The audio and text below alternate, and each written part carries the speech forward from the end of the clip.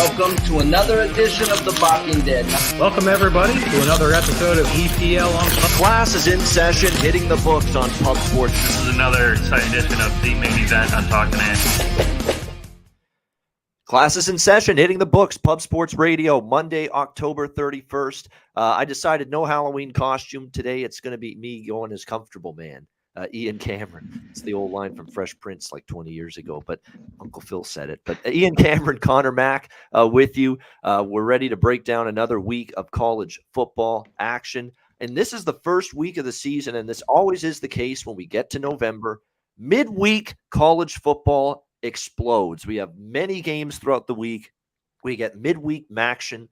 There's nothing better than that. Sunbelt also gets involved with these Wednesday and Thursday games. So we've got football. Basically, we're on this stretch now with NFL and college football combined where I think we've got like 27, 28 days in a row with at least a football game to either watch or bet on, whether it's NFL or college football. So it is that great time of the year and another massive slate here of college football coming up this week. So let's get to it with Tuesday night action. We've got two games on Tuesday night. We will start it off here with Ball State taking on Kent State. Kent State opened 5-point home favorites here, all the way up to 6.5 now in this game, 62 the total in this one. Kent State, an undefeated 3-0 home record this year, but only 3-5 straight up and 3-5 against the spread. So, which tells you that they're actually this year winless on the road in terms of ATS and straight up this year, Kent State. But they are at home here in this game. They're off a 33-27 victory against Akron. This is a game where both teams did not obviously play last week or on Saturday, knowing that they're playing on this early week game on Tuesday night. As far as Kent State goes, look, I don't really love what I've seen out of their defense at times this year. They've been gashed. Miami they give up 27 in a loss to an Akron team that's not exactly the best offense in this conference by far. They still give up 27 points in that game. And Kent State, keep in mind, too, they had a different player at quarterback for them, not Colin Schlee last week in the game against Akron. Rather, it was Devin Cargman. And he wasn't really all that sharp. 14 of 25, 213 passing yards, 2 touchdowns, no interceptions. Now, we've seen some heavy line move toward Kent State. Betting market's not thrilled with Ball State, although I will say Ball State's won 3 of their last 4 games. You look at ever since their results this year, since the blowout loss they suffered against Tennessee, a 7-point loss at home to Western Michigan. They lost by 11 against Georgia Southern, 34-23. Georgia Southern's having a pretty solid year. They get into MAC play. They beat Northern Illinois outright as underdogs, 44-38. Beat Central Michigan outright as underdogs, 17-16. And in fact, you look at them in MAC play as underdogs, 2-1 ATS and straight up this year. The only loss was that Western Michigan game, and they lost it by 7. So, this is a team that defensively, I actually think they've played okay. I think this is actually a team that's one of the teams that has played some defense here in this conference. John Paddock, the quarterback's a little erratic. They do have a solid ground game led by Carson Steele. To me, if this number hits 7, I think it's gone to the point where it's just too many points to be laying here with Kent State. And keep in mind, Ball State can throw the ball at least a little bit. Again, Paddock's had some issues with interceptions at times, but he does have a decent arm. And Kent State, their secondary, among the worst in college football, 125th in the country here. So you look at that matchup, it's one Ball State could take advantage of. Kent State is a much heavier running team this year. They've not thrown it quite as well. They don't have Dustin Crum. The passing game has kind of not been nearly as good without him, but they've been able to run the ball, and Ball State has really had a tough time stopping the run. So this could be a high-scoring affair. I would lean to the over as well. But if the line keeps climbing, Ball State becomes more and more appealing to me the more they're getting closer to the 6.5, 7 in this game. Conor Mac, what do you think? Yeah, Maction is back. He talked about Halloween. I'm scary enough, so no need for a mask or anything like that on Halloween. We look ghastly and ghouly as it is, exactly. Yeah, no shit. Let's get right to it here. You know what? There's just no way with this defense, even at home, Kent State should be laying this number. Just no. I hope it gets to 7. I mean, I just couldn't believe it if it does. Ball State, Paddock, he hasn't been very good, but Ball State has the better defense, and they've owned them in this series. Ball State, is kind of beat up on Kent State. the last 5 years or so. So I was shocked this is going the other way. I'd love it for a touch 7.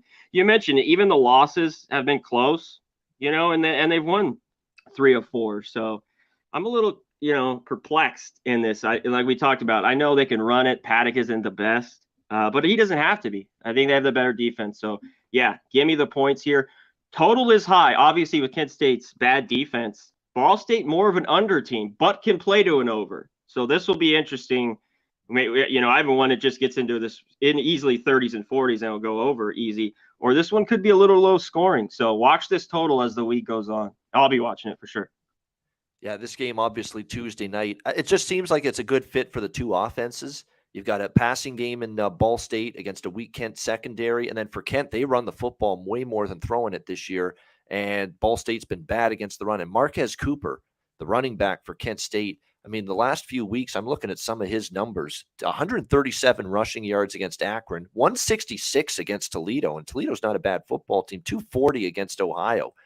If you can find some props on this game, if there are books that post player props for this game, not all books do when it comes to MAC games. But, man, if you could get on Marquez Cooper over rushing yards, my goodness, that's probably a damn good bet in this game, quite honestly. I think it is. And you know where I think they'll have it? Probably day of. It's shout out to Prize Picks. Yep. You got to double up there, but they'll probably have that prop. So, and get there, put the hundo, they'll match you a hundo, Pub Sports Radio. Boom. No doubt. Check it out. Prize Picks. And to become a member too. $4.99 a month for the Pub Sports Radio YouTube channel. 18 Shout out cents to the new members. Essentially. Yeah. Exactly. We've got some in the chat here. Jake Kaiser, William, Joe Chris, everybody in the chat. We thank you for becoming a new member. All right. The other Tuesday action game, we've got Buffalo and Ohio. Buffalo, 3-point road favorites in this game, 58.5 the total in this one. I jumped on this line right away. And it's a good thing I did. It's A, I like the Buffalo side. And B, I said when this line was 1.5 yesterday, I'm like, this line's got to go up. It has to. Buffalo is the better of these two teams, or at least in my opinion, they are. Now, it's always, these early week games, you're going on the road. They're never easy, but I just think that Buffalo is a better football team. And this is no disrespect to Ohio. They've won 3 in a row. They've actually covered 4 in a row. But you look at who they beat up. They beat Akron. Not the greatest team in this conference. Western Michigan's had a bit of a disappointing season. The Northern Illinois win was surprising, but we got the friggin' wool rug pulled out from under us here. I did in that Northern Illinois-Ohio game, and I was livid. Rocky Lombardi was supposed to play in that game. I was on Northern Illinois. Last minute, right before kickoff, the same bullshit I got screwed on with Cam Rising the other night with Utah against Washington State. We find out he's not playing. So all this nonsense too, college football, and they want their piece of the pie when it comes to betting. Well, then put out a mandatory injury report an hour or two before the game, if you're that into it and you're that supportive of the industry. Good luck with that. It'll never happen. But I mean, they talk out of both sides of their mouth with that. But that's another story. But yeah, that was one of those situations where you're just victimized by the late injury report. We think Lombardi was going to play against Ohio. He doesn't play. It ends up being Justin Lynch at quarterback, and he was terrible. He only had 50% completions, 110 passing yards. So that's the win that it makes it look like, wow, Ohio is playing pretty. They just beat Northern Illinois. Yeah, they beat him without Lombardi, and the other quarterback couldn't play, Justin Lynch. He was awful. So you cannot put as much stock into that quality of that win for Ohio, in my opinion, against Northern Illinois. You can't. Meanwhile, look at this Buffalo freight train here, Conor Mac. 5-0 straight up, 5-0 against the spread, their last 5 games. The offense is a machine right now. Cole Snyder is leading this offense with great confidence in the passing game. They've got a great running back tandem right now in Ron Cook Jr., Mike Washington. They are doing significant damage on the ground. And when you look at the matchup here against Ohio, they don't stop the pass, they don't stop the run. And Buffalo's a lot more balanced this year. They're throwing the ball a lot more because I think they've got confidence in Snyder, maybe even more than they had with Van Treese, the previous quarterback. And they are a much more balanced pass-run offense. And Ohio's struggling to stop both. Meanwhile, you look at the Ohio offense. They are certainly better throwing the football with Curtis Rourke. They've struggled to run it, but Buffalo's strength is against the pass. So Ohio's offensive strength may not come through here against what is the strength of the Buffalo defense, which is stopping the pass. They're a very good secondary. I think it's a good matchup for Buffalo. I think they're flat out personnel-wise the better team. And at 3 or less, it's moved up to 3. I don't know if I'd lay a lot more than 3, but as long as it doesn't go above this number, I like the Bulls here to get the win. And this is probably another game where I'd have to lean a little bit toward the over just because of the potency of these two teams. I mean, you're seeing Buffalo put up 30s every week, and you've seen some games where Ohio against the better offenses, they've gotten ripped apart. I don't put too much stock into them only giving up 17 to Northern Illinois or 14 to Western Michigan. Those offenses can't hold a candle to Buffalo, and Northern Illinois didn't have Lombardi in that game. So again, you can't put too much credit to Ohio's defense. So I like the Bulls, and I like the over here as well, but I like the Buffalo side more. Conor Mac, Buffalo, Ohio. Yeah, we got to check what's going on, in this game. What the weather is. Obviously, it's getting a little colder, especially in these MAC games, slightly. I knew you'd bring that up, Dave. I wore this for you, my man. So that's just for you. Real quick. Yeah, but I think Buffalo might be better, but laying 3 on the road, man, I don't think so. I think this game's going to be tight. You mentioned it, though. Buffalo's going to run it. Ohio's going to throw it. Rourke's been the best in the MAC, basically, his passer rating and everything else, playing more like his brother. So they need to run it here. I don't know if they will too much. You talked about being the strength of Buffalo, their secondary, but I see a close one. So when I see a close one, home dog, I lean to Ohio here. It's not crazy, but that'd be it. And I'm going to wait on the total. These totals, waiting all week has been better for me on a lot of these totals. In some of these early games, waiting a few days.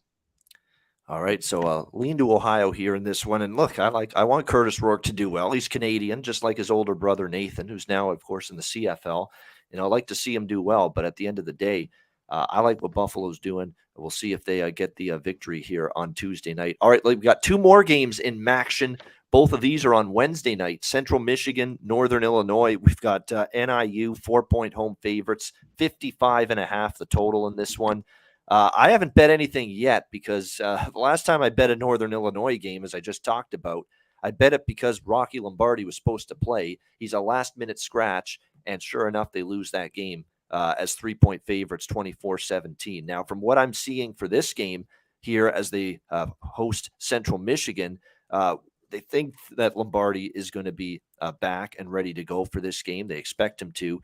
And meanwhile, Central Michigan, look, this is a team that I expected them to be pretty good this year. They haven't been. It's been disappointing what we've seen out of the Chippewas. Even with Richardson back, Daniel Richardson, the quarterback, they have had struggles on offense moving the ball. I mean, their high water mark in the MAC so far was 28 against a bad Akron team. They got shut down. They only scored 18 points in their last game at home against Bowling Green. Bowling Green hasn't stopped anybody on defense this year. And Central Michigan only managed 18 points against them. It sure hasn't helped either that their all-world running back, Lou Nichols, has been banged up for a long period of time. He missed that Bowling Green game due to injury, and he's questionable for this game. And, I don't know how you can back Central or that offense with Lou Nichols out because look what happened without him against Bowling Green, 18 points. The offense just didn't work flat out. I mean, it was a tough time for them moving the football. So to me, this is a pass right now until we get more of an injury clarification. Is Lombardi going to play? Is Nichols going to play? This is probably the one game on the MAC slate where I could maybe make a case for the under. Central Michigan has certainly trended that way. 5 of their last 6 games have gone under the total. Northern Illinois, after being shredded on defense early in the year, they've played a lot better on defense the last couple weeks in their games against Eastern Michigan and Ohio. So this is the one game where we might see it end up a little bit lower scoring. What do you think here, Connor? CMU, NIU? Well, I think so. This is lower just because Central is not very good, and they can't score even with a bad defense. That offense just hasn't been very good at all this year. Yeah, and getting these news on this, we're not going to get it. I mean, it is the worst of the worst getting these, if the QB is going to play with Lombardi. I would just go in thinking he's not, even though he should be back, as they, said last week. So, yeah, Northern Illinois, I think, is the better team. The problem is, I think this has been one other time. I need to go double check it where they've been laying this number. So I'd be leery of that. We have 2 2-6 football teams, just not very good. So I lean Northern Illinois, but just a lean here early. Yeah, I think I would jump on Northern Illinois off a loss against this reeling Central team if Lombardi's in, but I don't want to get caught with the old fucking pants down again like the last game. I mean, that's what cost me. There's no way I'm taking Northern Illinois in that game without Lombardi. And then sure enough, I've already locked in Northern Illinois, and they literally announced the thing like 2 minutes before the damn game started. There's nothing anybody can do. And they're locked in at that point, and so that's the frustration of what you deal with sometimes. And Utah bettors found that out too with the Washington State game last week with Cam Rising. Was not any injury report all week long. There was never an announcement that he wasn't going to play, and then all of a sudden last second you find out he's not playing. So that's the frustrations you have to deal with sometimes betting college football, college sports in general. Western Michigan and Bowling Green. Next up here, you've got Bowling Green, 3.5-point home favorites, 47 the total in this game. This is one where you shouldn't be trusting either of these teams offensively right now with what we've seen. I mean, you just saw Western Michigan score 30 points in the last 2 games combined against Miami O and Ohio, although the defense did get ripped apart in 2 of those games. And then on the flip side, you've got Bowling Green's offense I thought was going to be much better this year. They haven't necessarily been that way other than the Akron game, although they did come to life a little bit against Central with that 34-18 win. I thought this would be a much improved offense here this year. Matt McDonald's an experienced quarterback, but it hasn't been exactly that way for the Bowling Green offense. You know, he's done a good job actually protecting the ball. He only has 3 interceptions. He does have 15 touchdowns, but just that efficiency's not always been there. He's only completing 58% of his passes. So you'd like to see that completion rate be a little bit better for Matt McDonald. These are 2 teams, obviously, you look at the records, 3-5, 4-4. Bowling Green could obviously still get bowl eligibility. So could Western.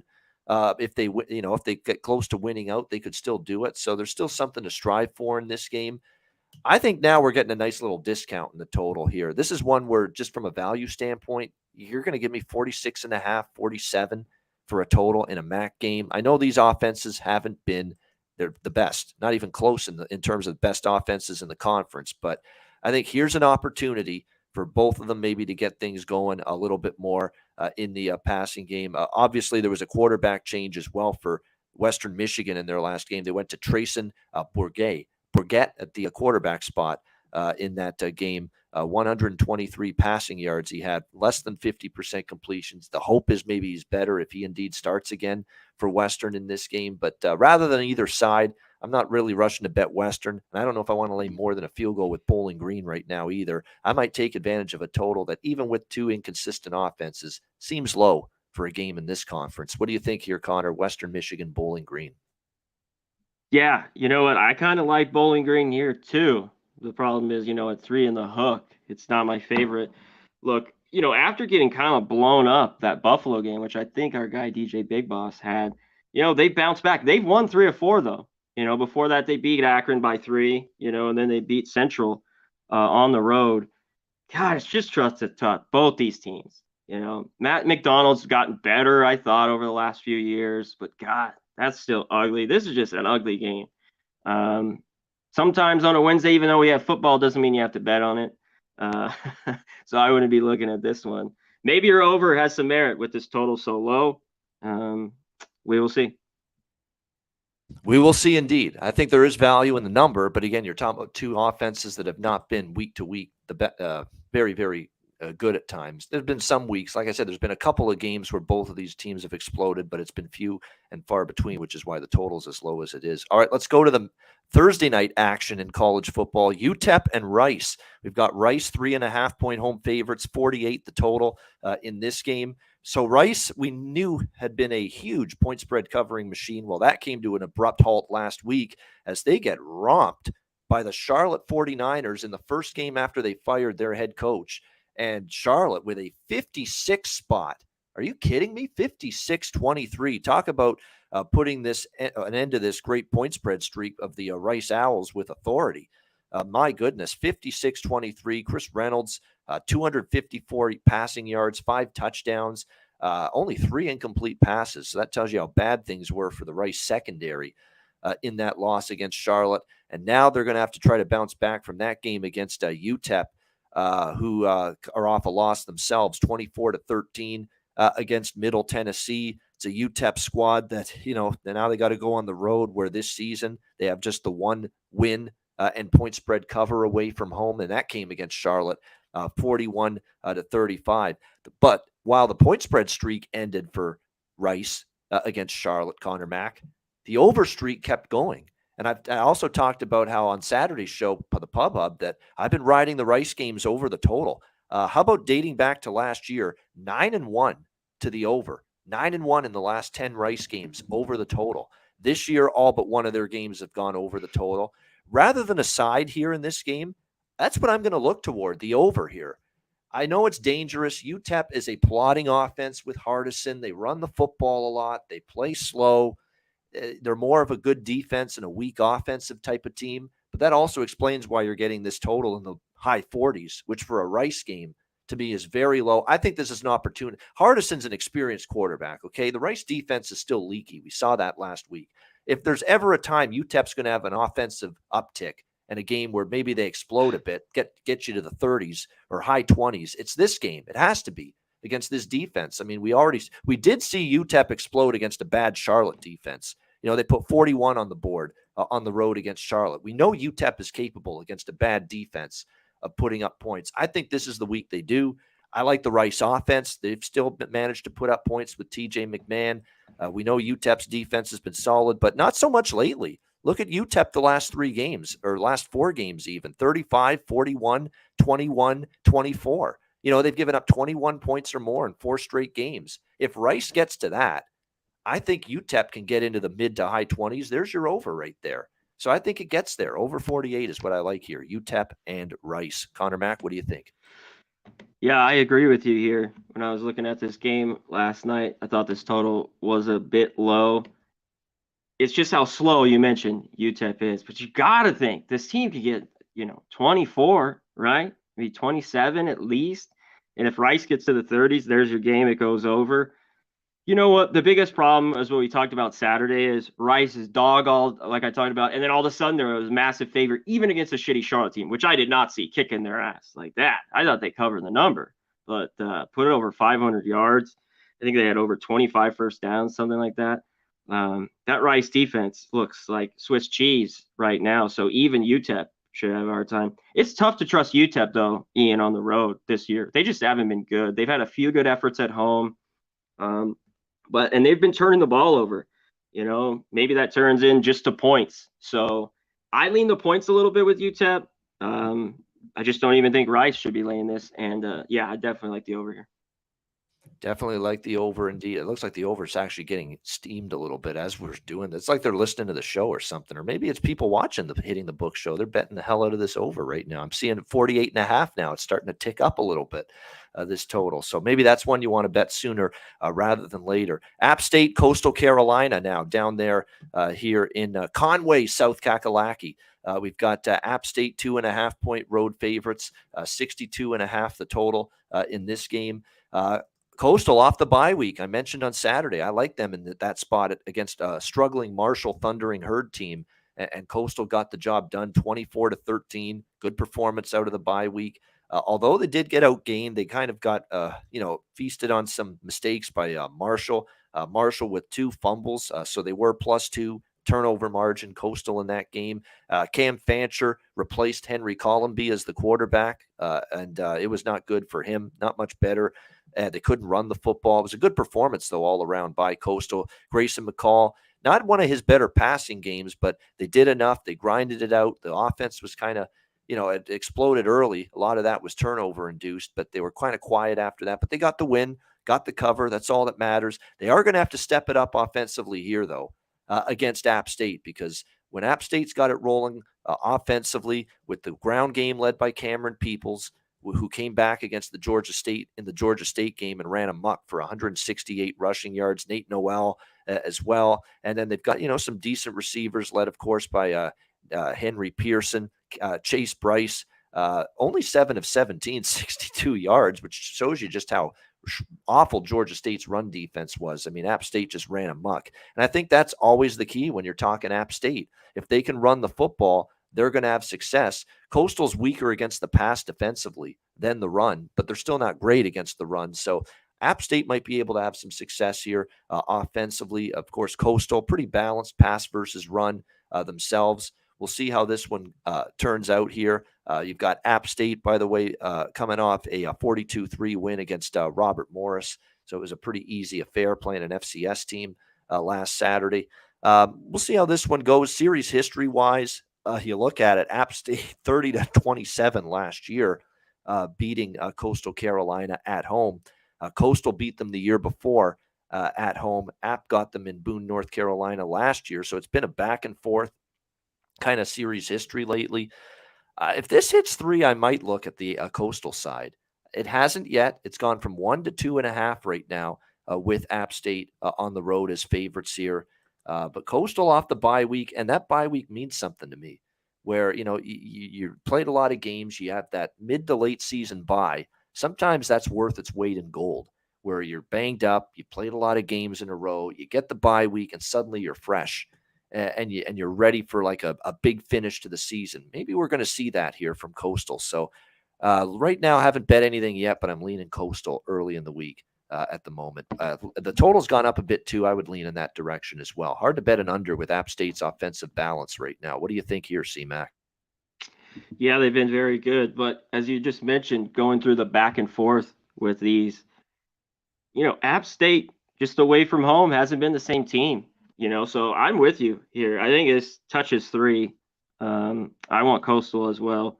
I think their balance. App State's been very hit and miss defensive. Their defense is, especially against the run, has been okay. Other games, they've been gashed. They obviously had that good win against Texas A&M, who's had a horrible offense, still does, but especially back then.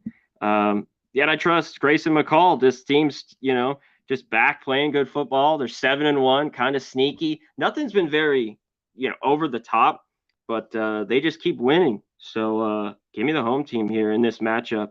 That's always tough, but I'd rather have the points with the home team here.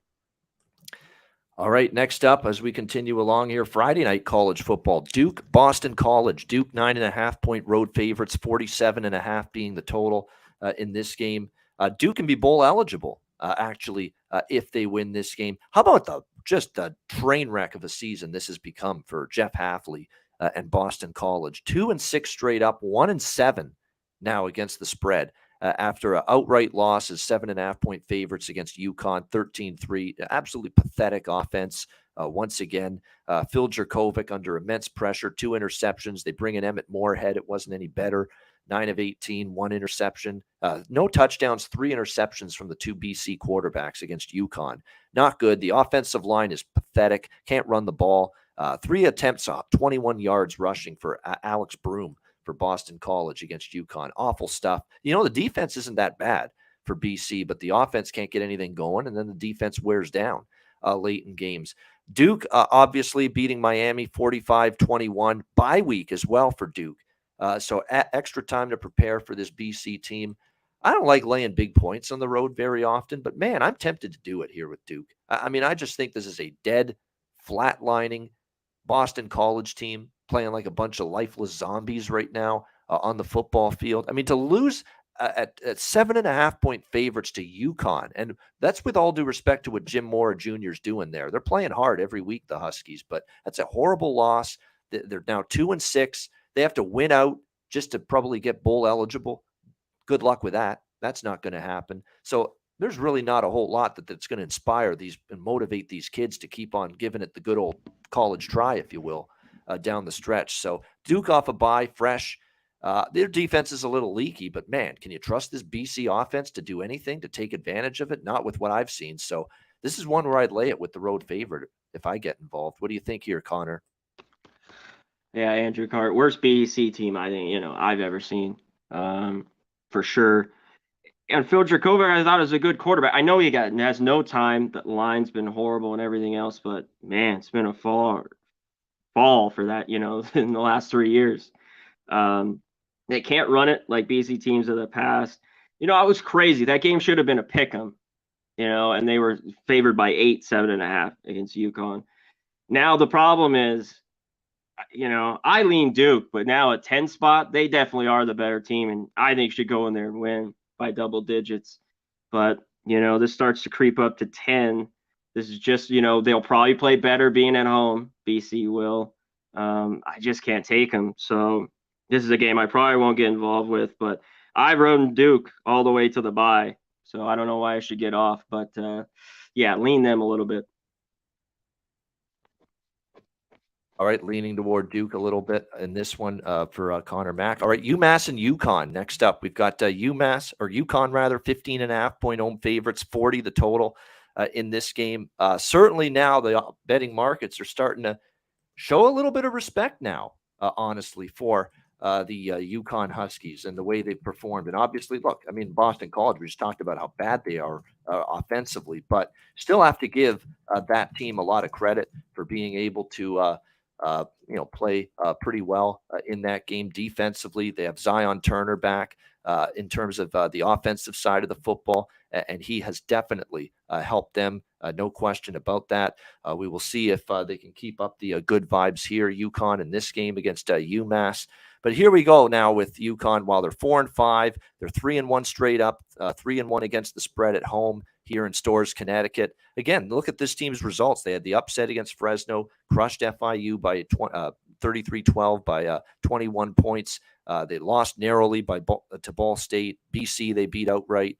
They're now favored by the biggest, they haven't been double. Have they been double digit? No, they were actually the very first game, but that was against Central Connecticut State, 20.5-point favorites. They won 28-3. They actually are 2-0 ATS as favorites this year. They were also 5.5-point favorites against FIU. They won that game, but we're talking 15.5. UMass obviously is not very good. We just saw them lose 34-7 to Buffalo, 23-13 at home against New Mexico State. This is another offense that's just not at all working. They can't run the football. How the hell does a running back, Ellis Merriweather, 23 carries and only 84 yards? 23 times they ran the football, 84 yards. So can't run the football. They have no passing game with Brady Olson, who was 15-28, 97 yards, 1 interception. I mean, to me, this is probably an under, if you ask me as well. Probably is lower scoring. Could you get 27-7? Potentially. You could. I mean, I could only take UConn laying the points, but I don't know if I'm excited about laying this many with UConn for as much as I'm seeing improvement from this program. What do you think here, C-Mac? Yeah, no shit.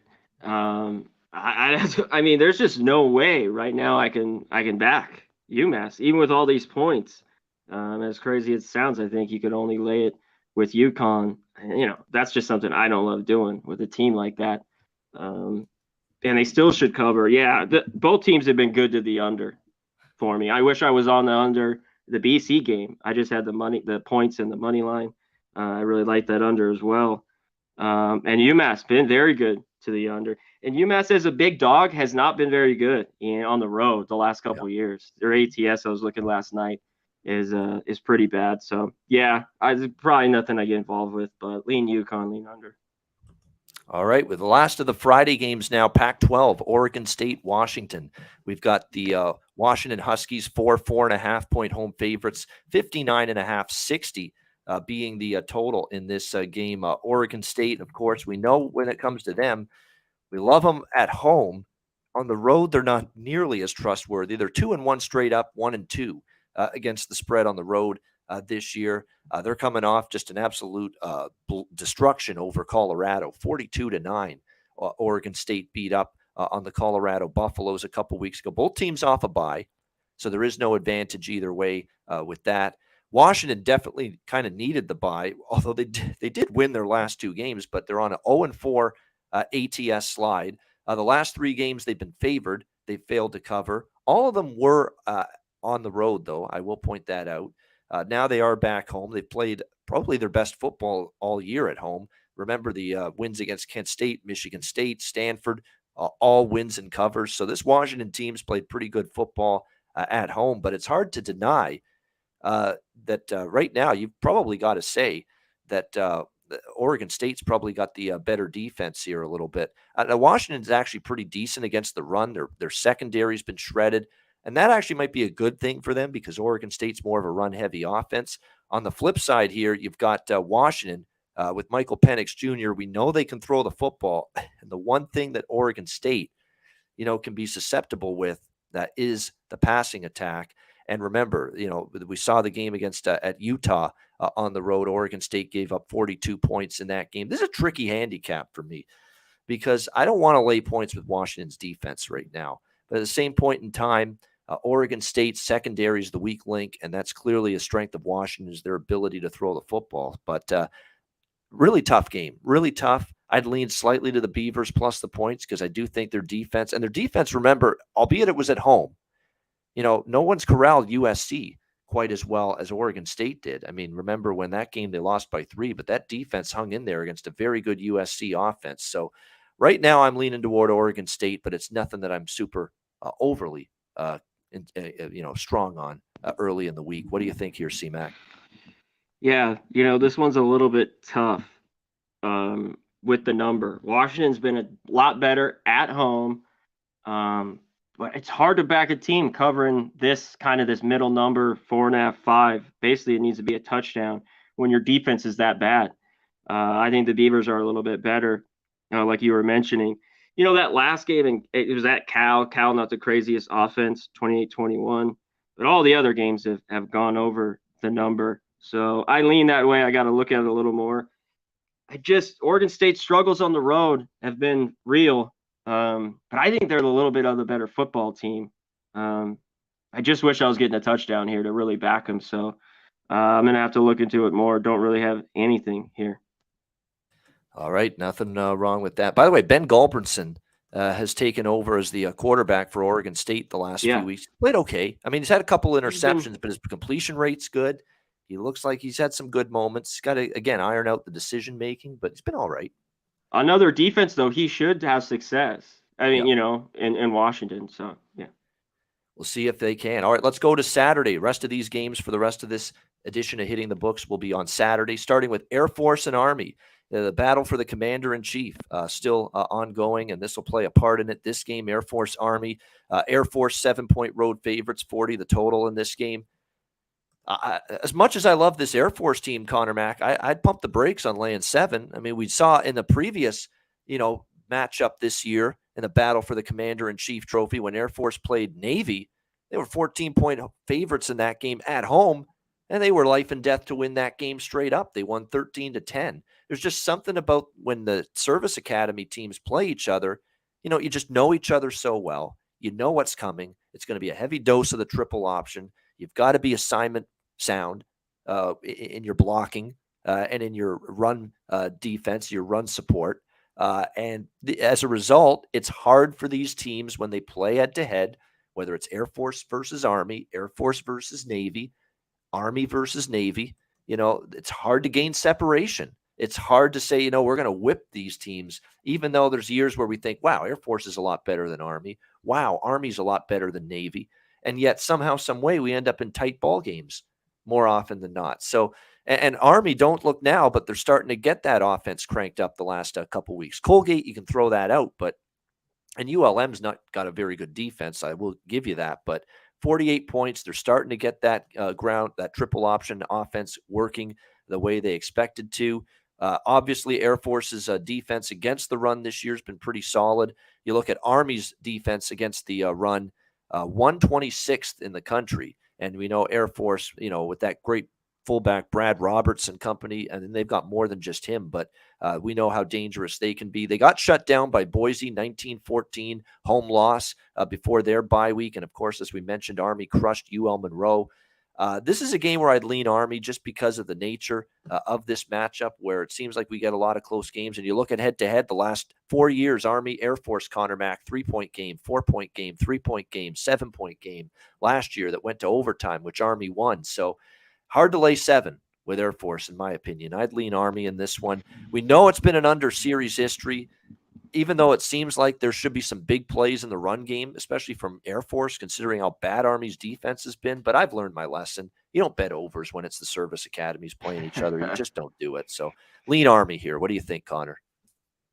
Yeah, it doesn't seem to matter. Even last year, that lowest total on that one, what was it, 30, still stayed under. You think the way, like you were talking about, Army's defense against the run could get ran all over, but they just know each other too well, like you mentioned here. Well, I think Air Force is better. No way. So I would lay the points with them. I take Army in this one too. Just a classic game. Just slugfest back and forth. You ran through it. I went to those scores last night. They're always close within a touchdown. So you're going to give me a touchdown here? Yeah, I lean Army. Yeah, I agree with that. It would be Army or nothing here for me in this one as well. All right, next up, we've got Wake Forest and NC State. Wake Forest, 4-point road favorites, 54.5 the total in this one. Money's coming in on Wake. I think that's probably right. They were awful against Louisville. Terrible. But it was all turnovers. When you give the ball away like a Christmas gift in late October, the number of times that Wake did against Louisville, you have no shot, none, zero, of winning that football game, let alone covering. And that's exactly what happened. Sam Hartman interceptions, fumbles. It was just everything. They just gave the ball away over and over and over again against Louisville, and it crushed any opportunities they had to win that game. If they hang on to the football, it might have been a different story, but we'll never know. You turn it over that much, you have no shot to win the football game, period. End of story.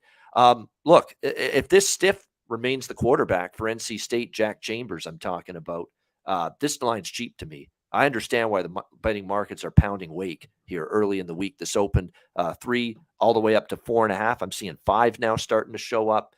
I mean, I think this is a situation where Wake is going to, I think, win by margin, even at NC State. And you have to respect that home field, but Jack Chambers can't play. And nothing I've seen from Jack Chambers tells me he's ready to be a starting quarterback at the college level. I mean, it was awful from him last week.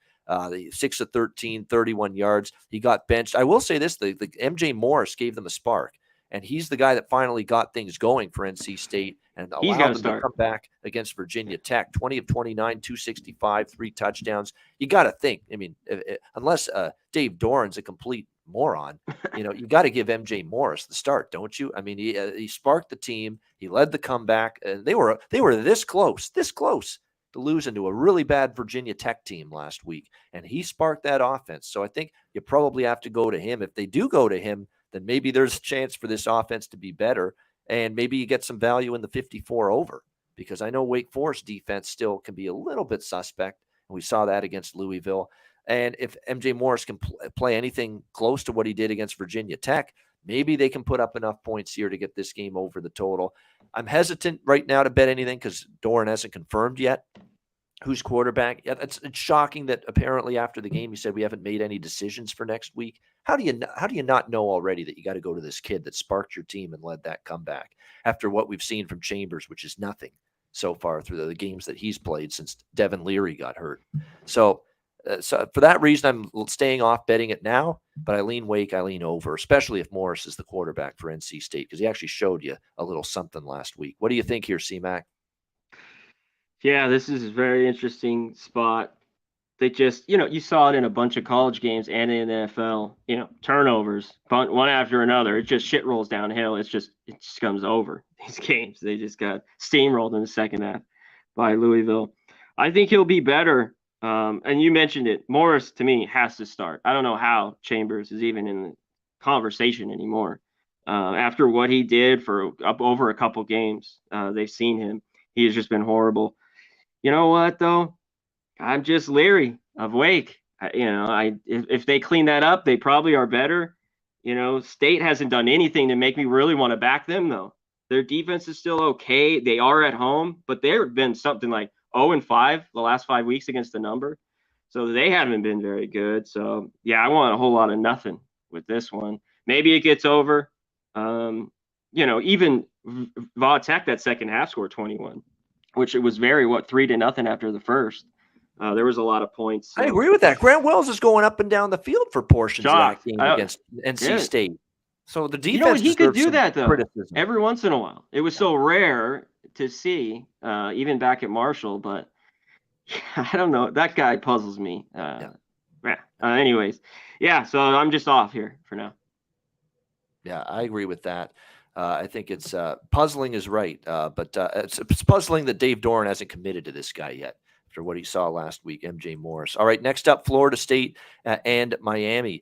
We've got Florida State 7.5-point road favorites, 53 being the total in this game. I'm mad I watched 20 seconds of this game. All right, Miami and Virginia last week. Could you imagine the people that watched that entire fucking train fucking wreck of a football game last week? I mean, that was some of the worst college football offense that I've ever seen in my life. Honestly, it was that bad. It was that bad. You had teams barely able to break midfield, both sides of the football, both teams. I mean, it's absolute dreadful. I mean, make your eyes bleed. You know, just absolutely horrible offense with both of those teams last week, Miami and Virginia. I mean, this Miami team, I'll tell you what. Okay, they found a way to win 14-12. They found a way to win. They didn't even score a touchdown in the game. And they won that game 14-12 over Virginia. Oh, my goodness. If you want to turn that turd of a game into some kind of confounded, convoluted explanation and reason for Miami's season starting to turn around, you can knock yourself out. I'm not doing it. That doesn't turn shit around for me, that kind of performance offensively. Yeah, they won the game, but Virginia's a hot mess themselves. No way do I want Miami here. It is a rivalry game, so you're going to get fired up when you play, Florida State. I get that, but Florida State, they off the bye week. I loved what I saw from them. They played a bad Georgia Tech team, and you know what they did? They left no doubt from the very beginning of that game that we're going to beat you down. Jordan Travis was outstanding, one of his best games. They ran the football well with Trey Benson. They had multiple receivers having big games. Johnny Wilson was outstanding. Lawrence Toafili, a big game for him. Jaquie Douglas, Cameron McDonald, they all stepped up. Big games in the passing attack for Florida State. To me, there's a gap, enough of a gap between these two teams, and I am so down on the Miami offense right now that they can't score points and they can't score a touchdown against Virginia. All right, how the hell are they going to stay with Florida State inside single digits if they have that kind of offensive ineptitude again here in this game? And the points they failed to cover again because they were laying 3 against Virginia. They only won by 2 in overtime. So what is it now? A 6-game ATS losing streak? 7 ATS losing streak. 0-7 ATS their last 7 games. Normally, I despise laying points, especially on the road in a rivalry game. But in this game, it's the only way I could bet it. It's Florida State. What do you think here, C-Mac? Sorry, I got a crazy cough lately. Yeah, you know what? Miami, watching that game was horrible. I just needed the win. I had the under, pretty big, the points, but I had some money line with Virginia. That was, and I didn't watch much of it. I was just enjoying how bad of a game it was. Thank goodness for you. Yes. Miami, Garcia couldn't do anything. You know what? I thought Florida State played pretty good. This is a rivalry, but nothing's making me want to back Miami. Just nothing, right? Even getting the 7.5, 8, I don't want to back them. I kind of like the under a little bit. I got to look into it a little bit more. But, yeah, just looking at the under here, that's it. Their offense against Virginia, and they won the game. Can you believe this? Their offense was 4 Andres Borregales field goals in that game against Virginia. Borregales hit 4 field goals, 3, 6, 9, 12. Do the math. And then overtime, nobody scored. They had 2 possessions. Nobody got a point. Think about that. You get the ball at the opposition's, 25-yard line? Nobody scored a point with 2 full possessions in overtime. They had to go to that dopey 2-point conversion thing they're doing for Miami to finally win that game. Oh, my gosh. You talk about putting college foot. What is this, 1940? That's the kind of game we saw with Miami and Virginia on Saturday. Unbelievable. Unbelievable offensive ineptitude in that football game. And like I said, I watched 20 seconds of that shit. It was already 20 seconds of my life that was too much that I'll never get back. Iowa and Purdue next up in the Big Ten. We've got Purdue 4.5, 5-point home favorites in this game. The total right now sitting at 42.5, pretty much across the board. When you look at Iowa, obviously the struggles continue to be the offense. Now they found enough offense to cover the number against Northwestern, 33-13 on Saturday. The defense played extremely well. Really didn't let Northwestern run the football at all. Brendan Sullivan was kind of erratic in the passing game. It was actually, believe it or not, one of the better games out of Petrus, if you will. 220 passing yards is actually a very good day for him. Can he keep that up here against Purdue is the question. Purdue's off a loss to Wisconsin, off a bye week. It's definitely a great situational spot for Purdue in this game. And to be quite honest with you, you look at Iowa on the road, other than beating down Rutgers 27-10, they lost to Illinois, and DeVito got hurt in that game.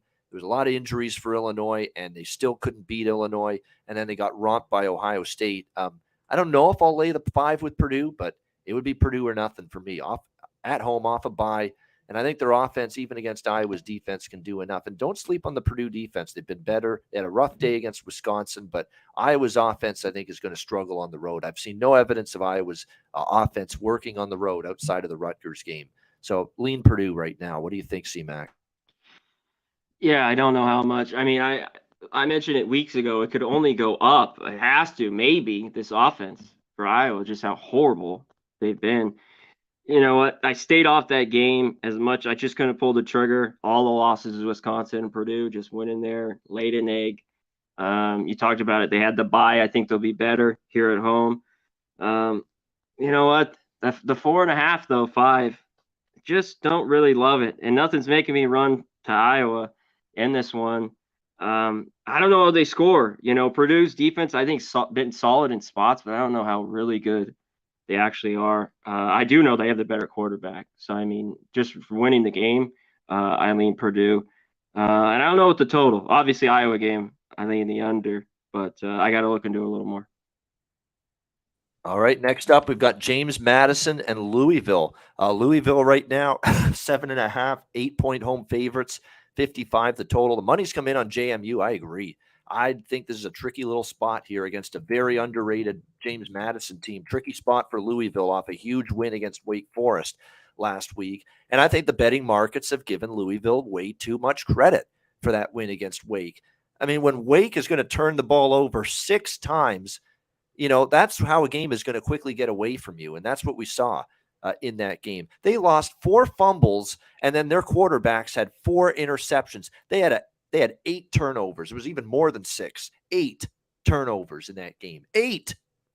4 interceptions and 4 lost fumbles from Wake Forest against Louisville. That's why we can't give Louisville all the credit for that victory. You're supposed to win, you know, the way they did, 48-21, when your opponent basically gift wraps the football game for you with lack of ball security. And that's exactly what we saw last week for Louisville in that game against Wake. You got Marshall off back-to-back losses. All of a sudden, you know, the bandwagon, they're unpiling on James Madison all of a sudden after 2 losses, Georgia Southern and Marshall, losing those 2 games outright as favorites.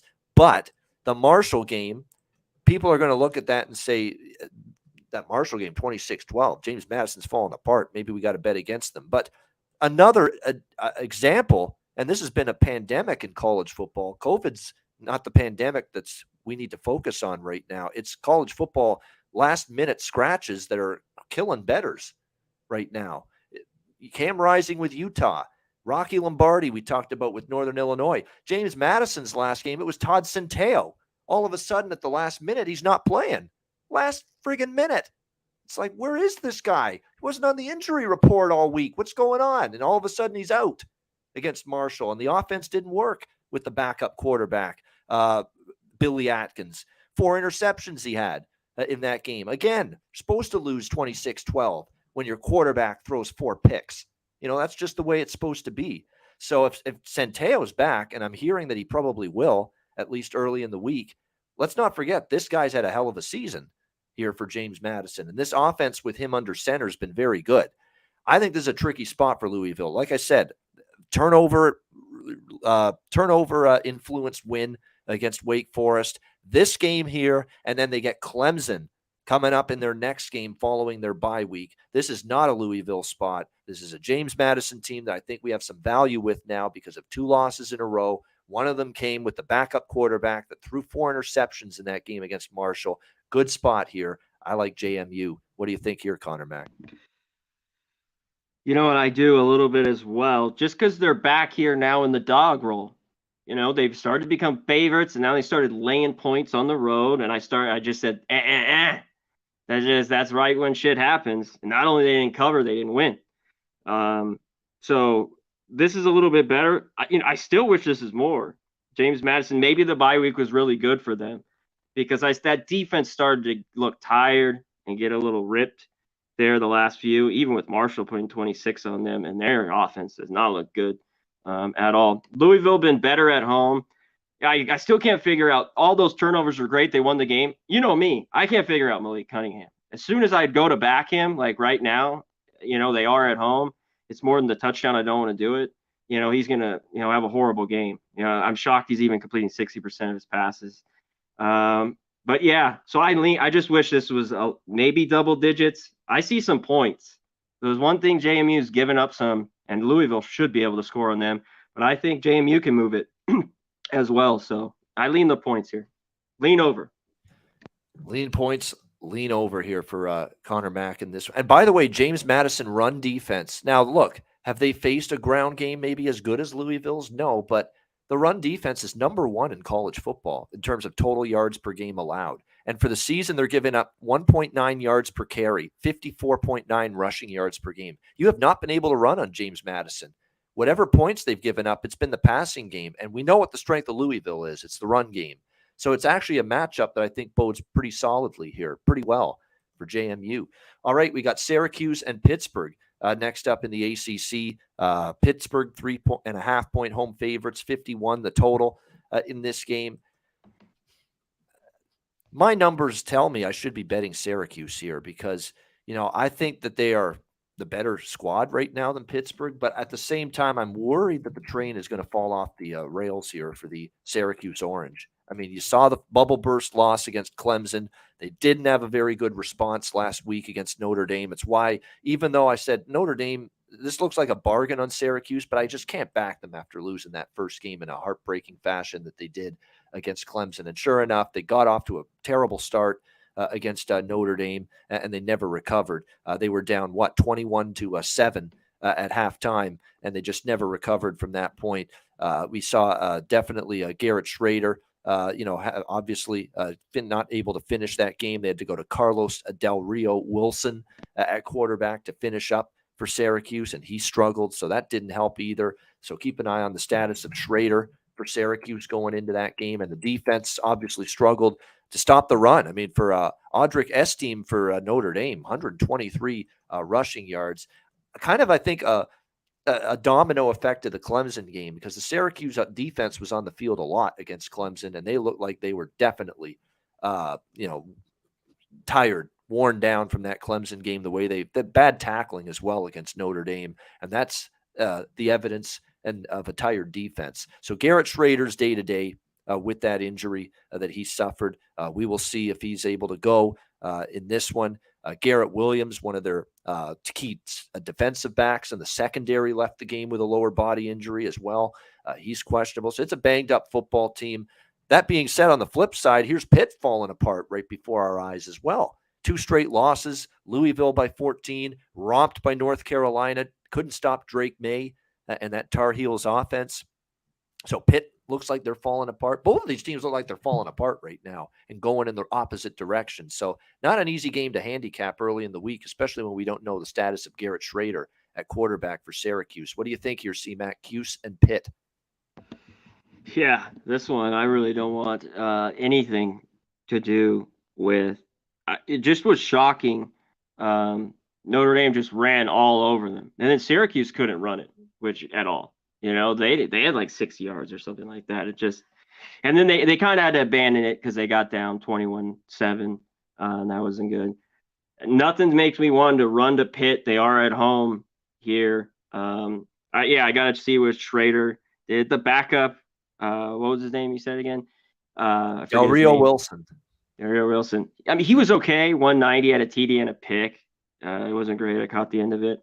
So this one's difficult for me. Totals at 50. I don't really have a lean to the over or the under. I got to maybe look into a little more and in on the injury. So kind of one that's nothing. Pass. It's funny because you're right. Pitt should run the football pretty well against that D line of Syracuse. That's an advantage for Pitt. But the Syracuse defense up front, they've been getting pressure.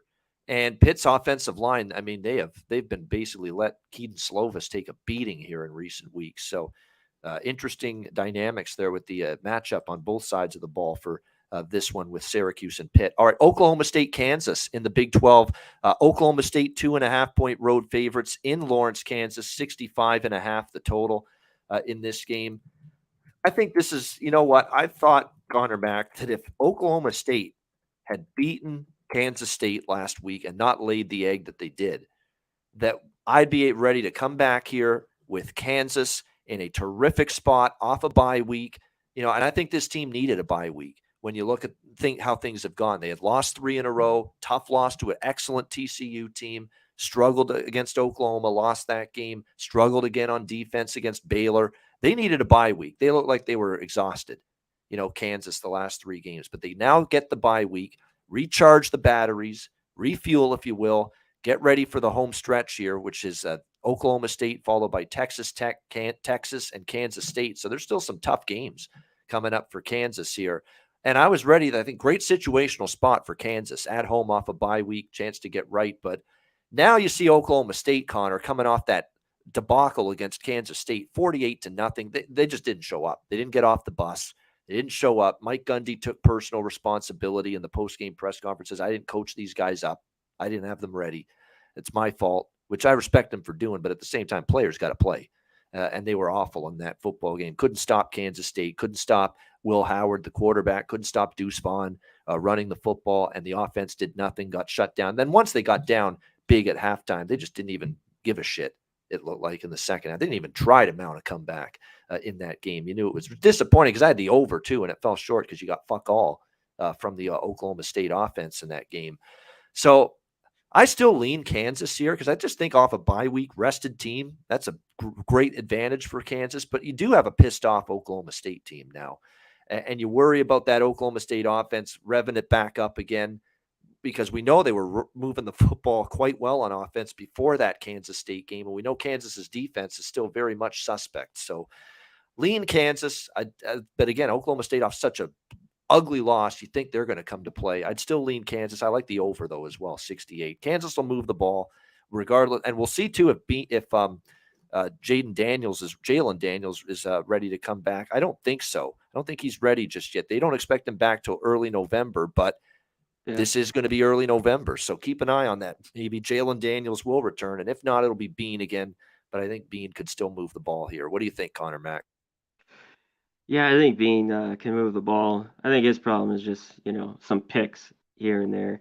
Yeah, I think this team, though, needed the bye, like you mentioned. The defense looked just gas, especially those last 2, especially to Oklahoma.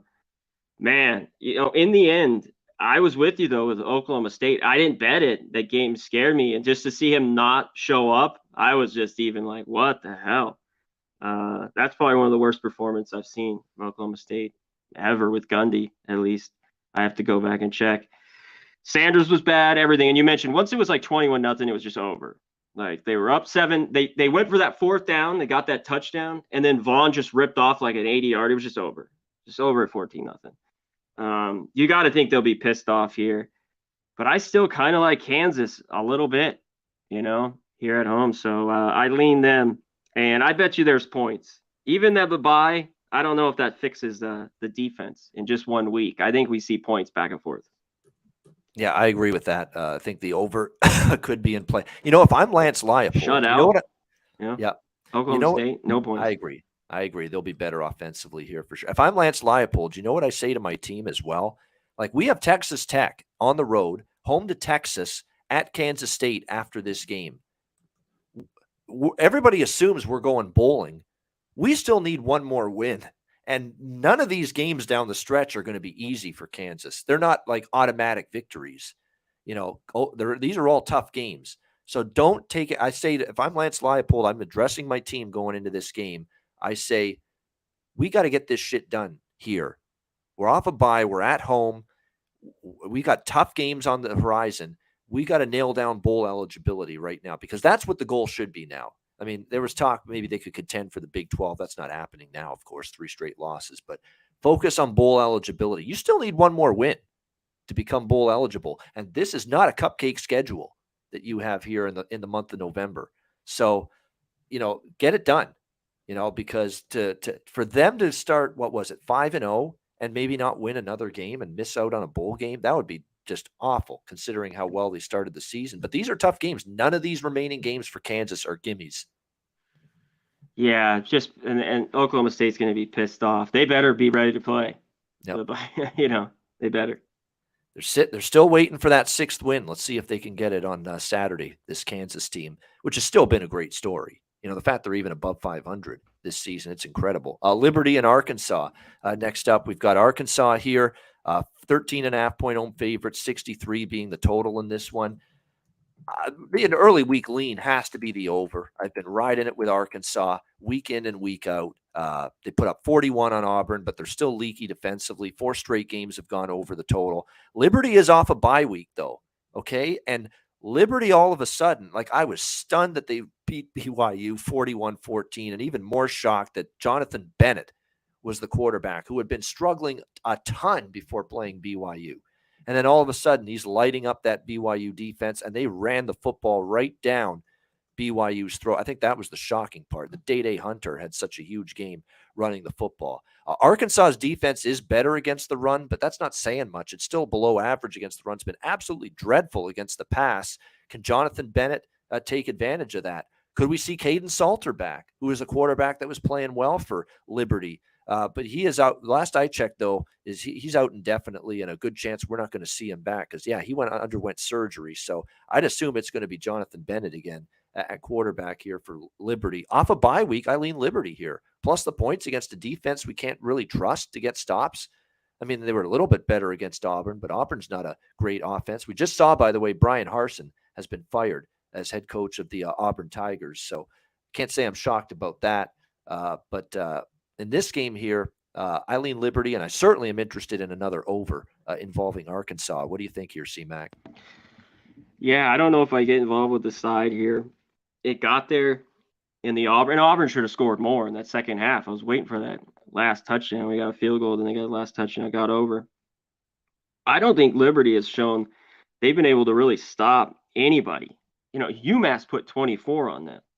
The last game. I mean, BYU only had 14. I think BYU was just flat after the second half. I mean, I don't know. They just got ran all over there. I think Arkansas gets back in the 40s, and I'd still lean over. This is very high. I'd still lean that way. Couple touchdowns. I still think Arkansas is a better team, but that is a lot. I'd lean it with them, but I'm probably not going to touch the side. All right, both of us leaning more toward the over there in that one. Maryland, Wisconsin in the Big Ten. We got Wisconsin 6-point home favorites, 53 being the total in this game. They did lose to Michigan State a couple weeks ago, but they bounced back. Very impressive, actually. I'll give them credit against Purdue, 35-24. They're now 2-1 with Jim Leonard as the interim coach after Paul Christ got fired. Believe it or not, that Purdue game in particular, and the Michigan State game, he played okay, and he certainly played okay in the Northwestern game. A little life from Graham Mertz all of a sudden, playing at least modestly better at the quarterback spot after being such a big disappointment here much of his college career. This, though, is both teams off the bye, so there's no advantage here. Maryland is won back-to-back games against Indiana and Northwestern. Very good offense, little Tua, and that offense are finding ways to win games, which has been good to see. Although he missed the last game, I should point out, for Maryland, and we had to see Billy Edwards Jr. Play at quarterback against Northwestern. Played okay in that game. We'll see if they're ready to get Little Tua Tagovailoa back. It looks like he will, which I'm not surprised. I figured the bye week would allow Talia Tagovailoa the chance to come back from that knee injury and it looks like he will be back for this game against Wisconsin. I'm leaning Maryland here a little bit, plus the points. Maryland back in the underdog role. Let's not forget they went to the Big House earlier this year, 17-point dogs at Michigan. They lost 34-27. Very competitive in that game. One of the best showings that teams have had against Michigan this year was the way Maryland played against them. I'm not ready to lay 6 with Wisconsin, even though they're playing a little bit better since Jim Leonard took over. I'm leaning Maryland here with Talia back under center, getting 6 in this game. What do you think here, Conor Mac, Maryland, Wisconsin? Yeah, this one is tough because I don't really want to run and back Wisconsin. The only thing good is they're at home. When they're at home, you can maybe look their way. But I don't know. If Little Tua is back and plays, I think he's been good. It just seen teams go. I've wondered all year because this Wisconsin team hasn't been very good.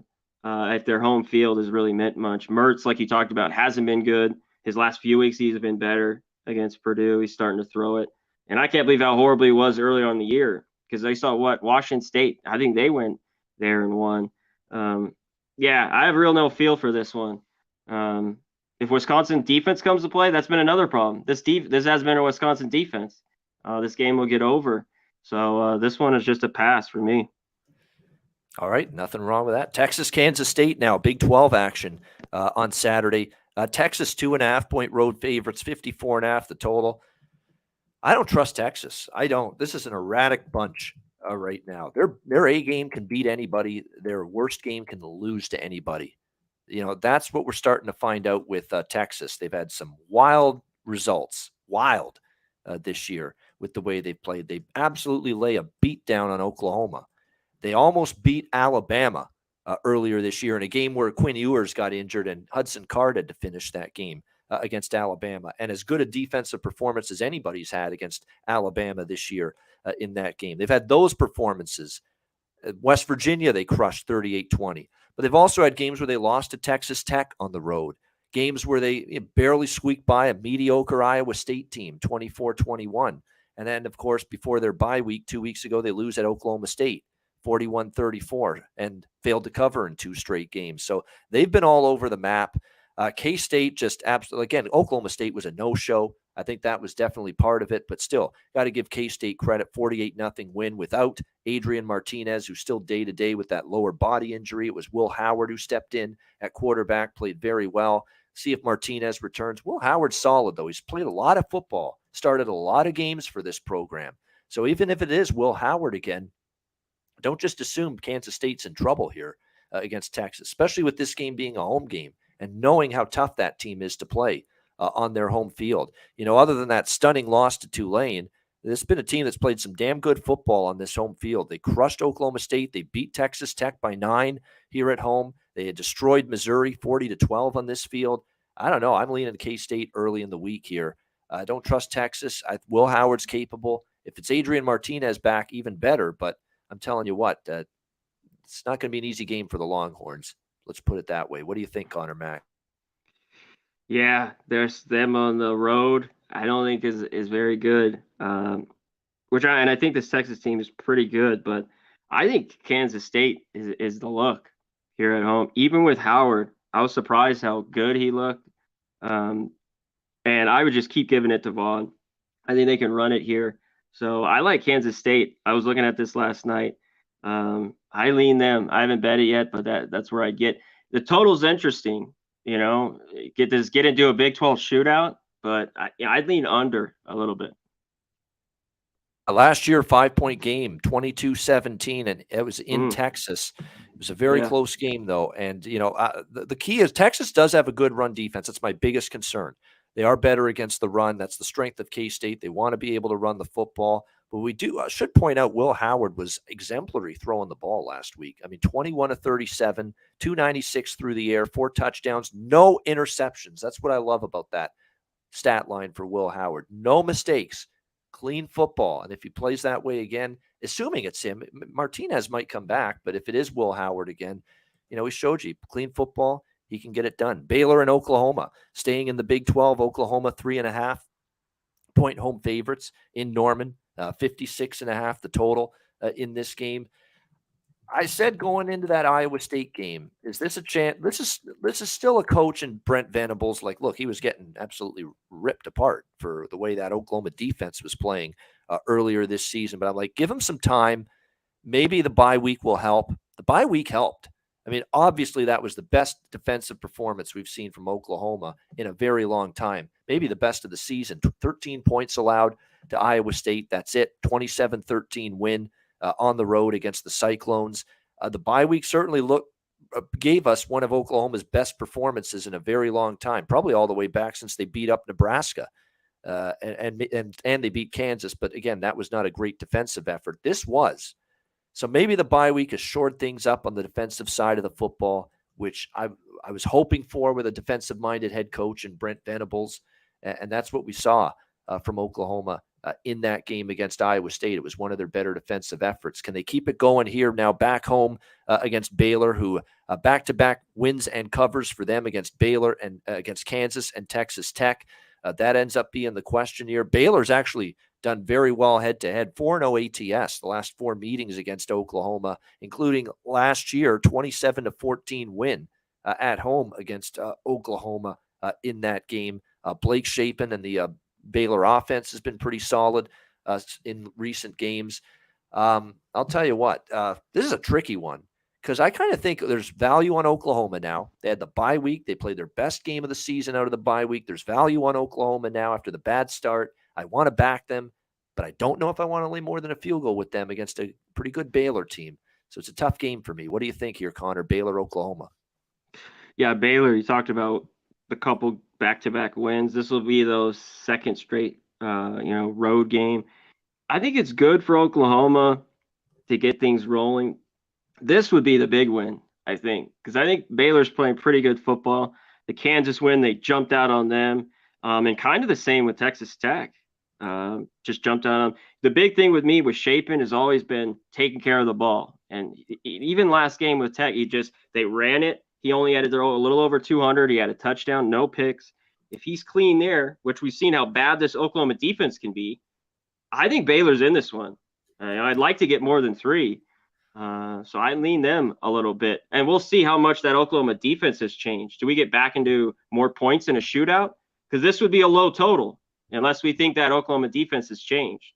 I think last week it wasn't much of that. I think Iowa State just can't score, they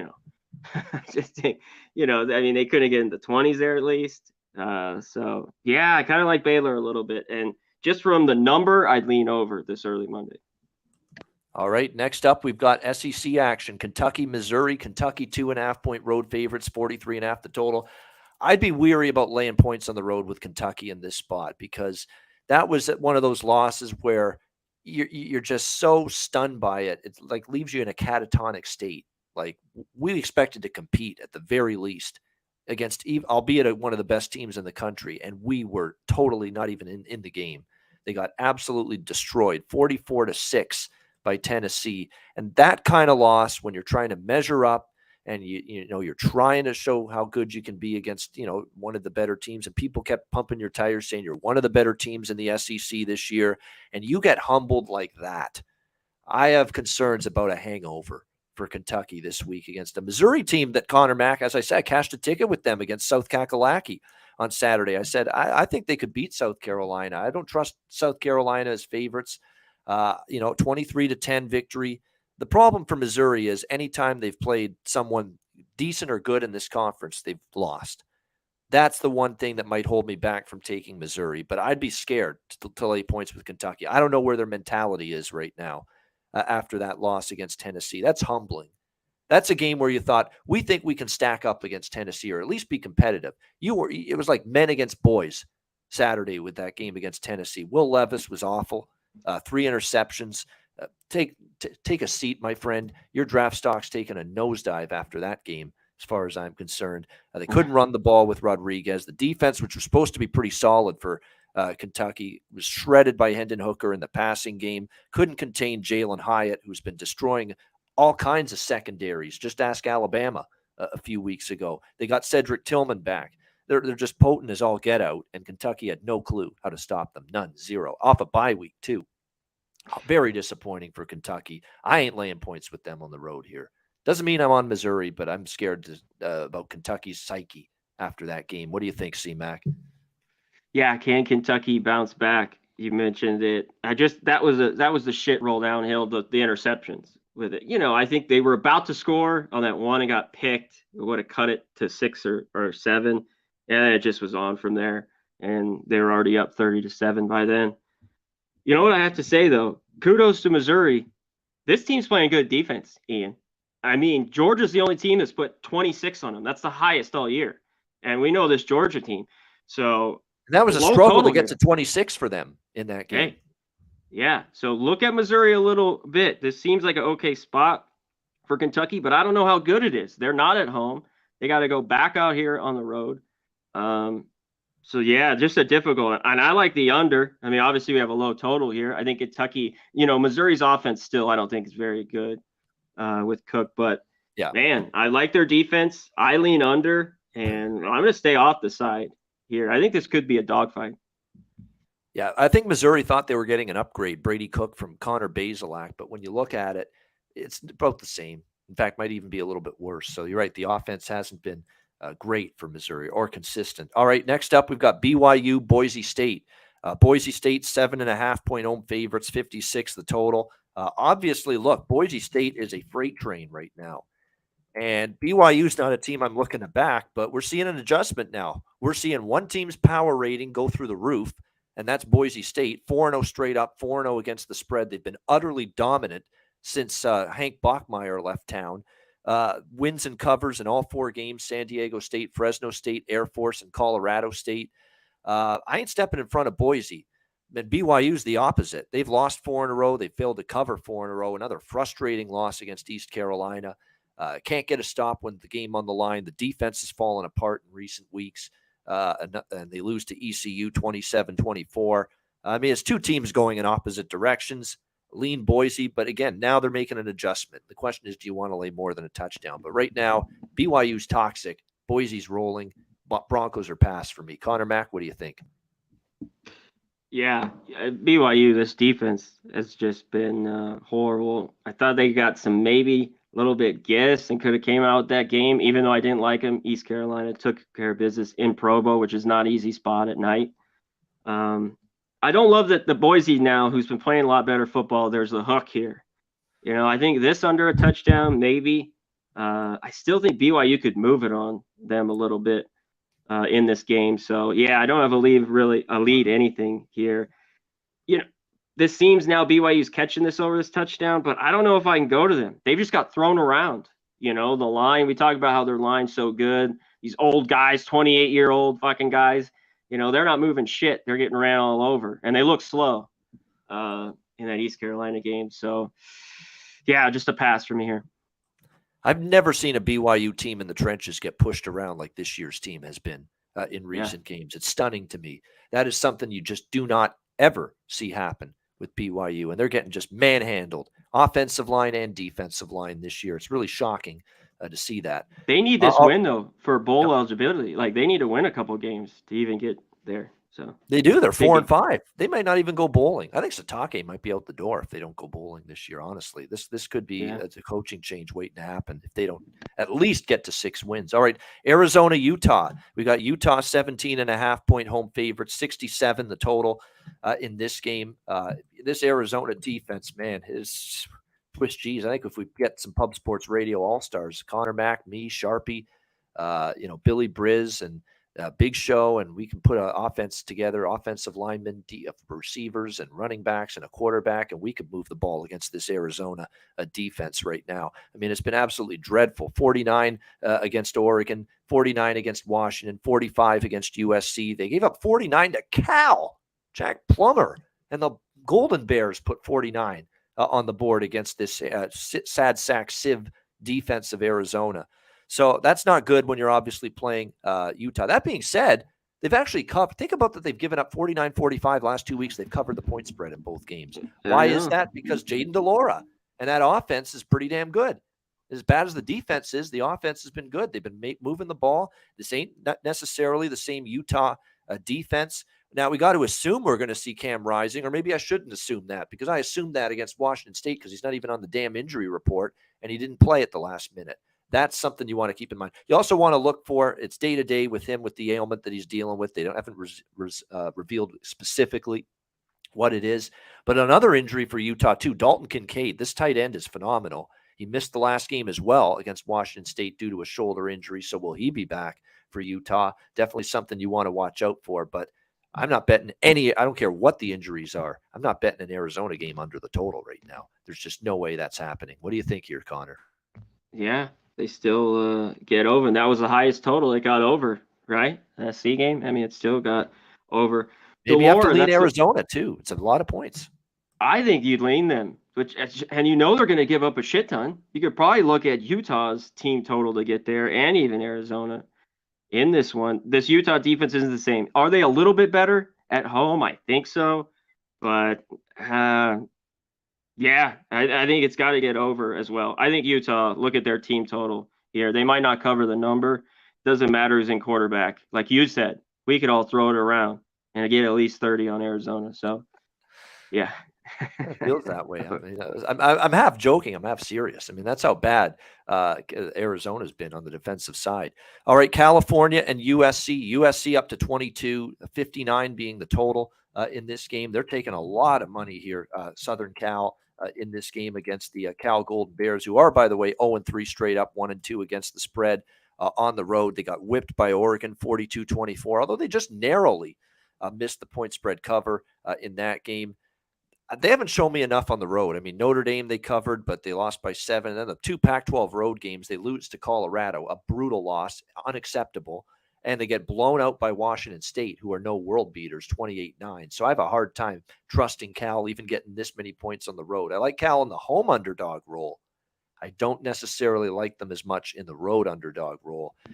And USC here coming into this game off again, though, 45-37. Bigger favorites lately. They've kind of scuffled a little bit when you look at it. The Washington State game, they barely covered, won by 16. They beat Arizona by 8. They beat Arizona State by 17. You know, those kind of margins aren't going to get you the money here with USC. They're laying 22. So this is a tough game. It really is. I don't trust Cal enough, but I think there's too many points to be laying with USC at the same time. What do you think, Connor? I agree. I mean, you're hoping all those interceptions and stuff, I think, keep happening, and you get like the 45-17, like way back the Fresno game, because it has not worked, you know, in these other ones. This 21.5 here would cover. And yeah, Cal just missed it. They gave up a ton. Oregon, again, was really, really good, and get the half-point cover there. And you mentioned it, though. Usually I want Cal at home, but this might be just too much. It seems like SC is just going through the motions. We got this good offense. And I don't know about the defense. You know, will they be better back here at home? Hasn't really shown. You know, that one tight game at Oregon State was low scoring, but all these other ones have just been a ton of points. So I could only look to the points with Cal here a little bit. And why would you look under? Shit. Gotta lean over. I agree with that. And look, we may have a quarterback controversy with Cal because Jack Plummer got replaced against Oregon. Kai Milner came in and 2 touchdowns, 8 of 11, 114 through the air in that game for Cal. So, you know, he played well. Now, again, later in the game, the big deficit, Cal, but Oregon maybe let the foot off the gas pedal. But we'll see. Is it Plummer or do they give Kai Milner a chance this week at quarterback for Cal? All right, Florida A&M. Next up, UCLA, Arizona State. Next up first, we've got UCLA, 10.5-point home favorites here in this game. Road favorites, I should say, in Tempe, 63 the total in this one. This is another hard team to bet under the total. Although Stanford, they did shut down Stanford. UCLA's defense was one of their better defensive efforts. On the road, though, you know, over the total with Oregon, over the total with Colorado. Arizona State is another one of these teams. They're not playing defense right now. They gave up 42 to USC, 38 to Washington. Those games flew over the total. Stanford's not scoring consistently on anybody. So you throw out the fact that Arizona State only gave up 15. They played Colorado last week. Colorado's putting up 34 points against Arizona State in that game with JT Shrout last week. Colorado's been brutal all season, and even they moved the ball and put 34 on the board against Arizona State. So the total's going up, I agree. Over would be the way I would go in this one. No real opinion on the side. For UCLA, they've got Arizona and USC coming up, both at home. On the road, they should be able to take care of business and maybe cover this number with that offense. I'd lean UCLA, but I think I'm going to focus more on the total because I do think Emory Jones and the Sun Devils can put up some points. What do you think, Connor? I think they can too, a little bit. I wish this was the 2 touchdowns. I kind of thought it might be, but I think they have this lined right. I just don't know how good UCLA on the road, even double digits is 10.5 here. Will that defense come to play? Maybe, maybe not. And you talked about the huge games coming up. This could be a little bit of a trap, for UCLA, where it looks like just a game they should win really easily, and maybe they only win by 2 touchdowns or less. So I'm going to dig into it a little bit more. Yeah, you're right. For the most part, UCLA, I talk about the overs have been money the last couple of years. So actually, you know what? Beg your pardon. Not Emory Jones. You might see Trenton Bourguet because he actually took over. He was the starter last week against Colorado. Yeah, Trenton Bourguet. Yeah, part of it. Yeah, you might see him here. Yep. He was pretty good. I mean, that was the Colorado game, though, yep. But he was good in it. Yep. Yeah, 400 yards. Played well. I'll see if he look. Emory Jones isn't your future. Trenton Bourguet is. I'd play him. At least see what you got in him moving forward. All right, Florida A&M next up. Florida, Texas A&M. Texas A&M 3-point home favorites, 54.5 the total in this one. Man, it's tough to say I trust one team much more than the other in this game. A&M, who would have thought we'd see A&M 3-5 here at this point in the season with that roster that they have? This is just a horrible turn of events for Jimbo. This looks bad on him. I mean, you can recruit till the cows come home. If it doesn't result in wins and big-time winning seasons, what the hell good is it? And now they've lost 4 in a row. Another disheartening loss to Ole Miss, 31-28 at home. I'm not trusting A&M as favorites. Fuck no, that's not happening. But at the same time, you've got Florida's, back-to-back losses for them. Defense can't stop a nosebleed. They give up 45 to LSU, 42 to Georgia last week. The offense finally did get it into a bit of a higher gear. To put up 20 against Georgia's defense ain't bad.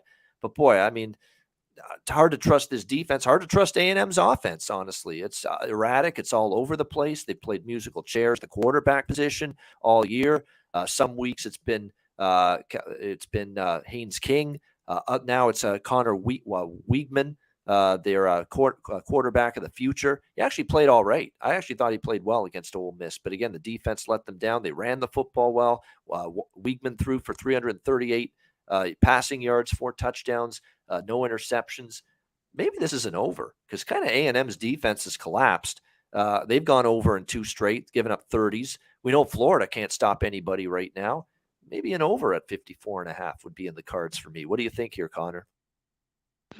You know what? Just if A&M could maybe win the turnover battle, which I don't know if they can. I think they're in this game or can win it.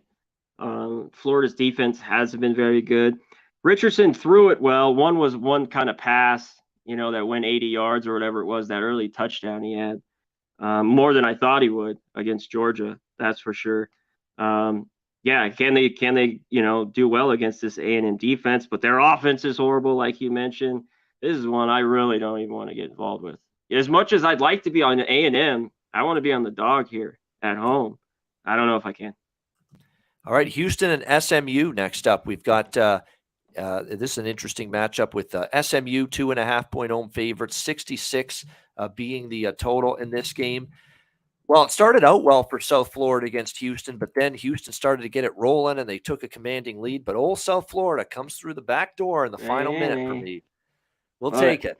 Yeah, we'll take it. Plus 17.5 gets there. Houston, it was a better performance from Houston, but 42-27 win. The defense is still leaky, though. It really is. I mean, thankfully, Clayton Tune is playing better in recent weeks. There's no question. 33, 38, 42. That offense with Clayton Tune throwing the ball, Stacey Sneed running the ball, Tank Dell in the receiving game. I mean, they're starting to finally get it going, Houston offensively, but defense still continues to give up big plays, continues to give up points. You've got an SMU team off a 45-34 win against Tulsa in their last game. Impressive victory for them. And I'll tell you what, I always have liked Tanner Mordecai, but Preston Stone has been impressive when he's been in there for SMU at the quarterback spot. Very impressive, in fact. He might actually end up being even better than Mordecai. Unfortunately, Mordecai with the concussion, and Preston Stone was looking great, and he suffers a season-ending broken collarbone injury against Tulsa, and now he's out for the season. So now you've got to either play Mordecai, hope he comes back from injury, or play Kevin Jennings, who took over at the quarterback spot after Preston Stone got injured against Tulsa. So keep an eye on the quarterback situation, but I'm trying to find every reason to back SMU because I'm fade Houston all the way right now. But again, keep an eye on the quarterback situation. Preston Stone's out of the picture. He's out for the year now. Very disappointing with the way he was playing. It'll be either Jennings, who we'd have a very small sample size on, or maybe Tanner Mordecai's ready to come back from the concussion. So keep an eye on the SMU quarterback situation throughout the week. What do you think here, C-Mac? Yeah, I think you got to wait on the quarterback. I lean SMU a tiny bit, but both these teams, I just can't achieve shit. I love fading them at all costs. So I don't know if I want to get involved with this one at all until I know that quarterback thing. Both teams are bad defensively, at times. Both teams aren't very good, are penalized a ton. I think Houston's one of the worst. They had another 10 last week. They have been very good. So, yeah, I don't know. And we got a high total. Will this get there? If both offenses are just clicking, it will get there easy. But if it's not, this could stay under. It might be just a little too high. So, yeah, I'll wait on the quarterback situation. I kind of lean SMU, if Mordecai's in. Yeah, it would be an overlean too for me, but as well with the total. But we'll wait to see what the quarterback situation is. All right, game of the week, bar none, in college football is this one. CBS, Saturday afternoon, Tennessee and Georgia. I mean, what a matchup. Georgia, right now, it looks like 9.5 point home favorites, 70.5 the total. The question you have to ask yourself after what we saw from Tennessee against a Kentucky defense that, look, isn't chopped liver. It was a pretty good Kentucky defense. Are they great? Maybe not, but they're very good. And Tennessee goes up and down the field throughout that game with that offense against them. We saw them already put up 52 points and consistently receivers getting behind the Alabama secondary against the Crimson Tide in that victory. Are we at the point, Conor Mac, where with this Tennessee offense, it's just so difficult to stop them right now that even against Georgia, even against the best defenses that they face, they're going to put up some points? Are we at that point with Tennessee? And are we at that point with Georgia where, is this defense got enough holes in it from time to time that Tennessee can move the ball well enough to compete and stay right in this game from start to finish? I think they can. I'm going to be looking at the Vols here, honestly. Anthony Richardson for Florida, there was one pass he threw in the third quarter. Receiver got way behind the secondary. And the first thing I thought, and that's Florida was doing that in the second half against Georgia. Yeah. My first thought was, holy shit. If that's a harbinger of things to come next week, Tennessee's going to chop up that secondary. If they're making those kind of screw-ups like they did against Florida last week, letting receivers get behind the defensive backs, what the hell are they going to do here against Tennessee and this passing attack and Hendon Hooker and Jalen Hyatt and now Cedric Tillman back and this loaded receiving core? How are they going to handle that? I don't know. And we have seen Georgia's defense at times this year. Now, at times they've been dominant. At times you haven't been able to move the football against them. But at times they have had some teams move the ball a little bit against them. And I'm not sure Georgia's going to have faced a tougher offense than the one they're going to face here. Now, they get the game at home. Tennessee's going to have to show they can handle the crowd noise, the road environment. Keep in mind, the Kentucky game at home, the Alabama game at home.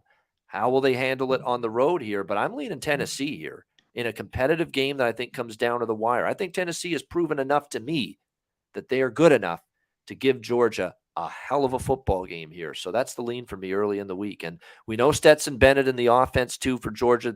This could actually get over the total, believe it or not, because Georgia's offense doesn't get talked about with Stetson Bennett and Brock Bowers and McClunky. And all those guys, not McCluskey, I think is his name. But, yeah, all these guys for Georgia, they can move the football.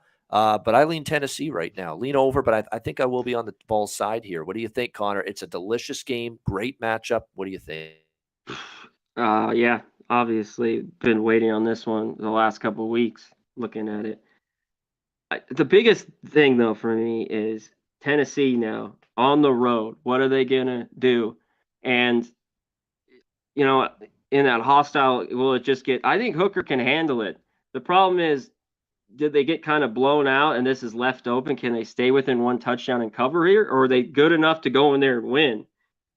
I don't know. I think Georgia is going to be ready for this here at home. But the way, like you talked about, you saw some of those plays, like we mentioned Florida, how they got behind them, able to score. You got to think Tennessee, Hooker, and all these guys can move it on them.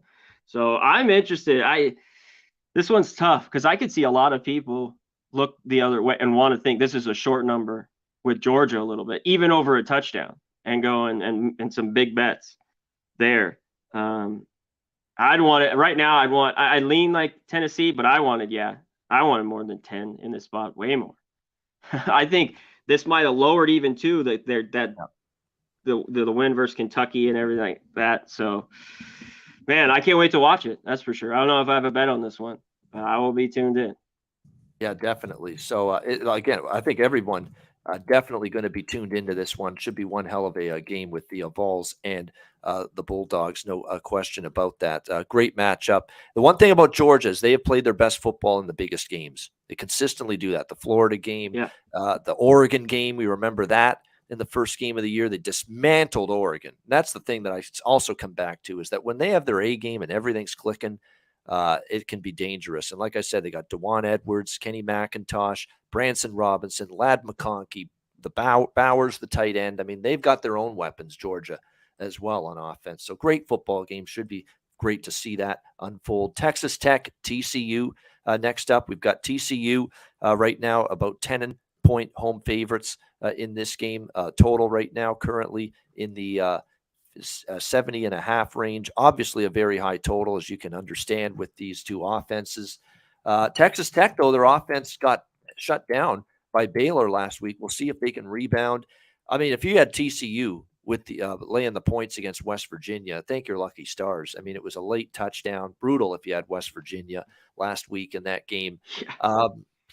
Again, I still think there's not much value with TCU right now. Everybody knows how good they are. They're 7th ranked. They've been incredible this season. They found ways to win. They still find ways to cover, but you're not getting point spread bargains with this 8-0 football team. Problem is Tech has been a little erratic on the road. I don't know if I bet the side. I'll probably just come back to yet another TCU over. Just another team where the overs just keep on rolling in with the Horned Frogs games. What do you think here, C-Mac?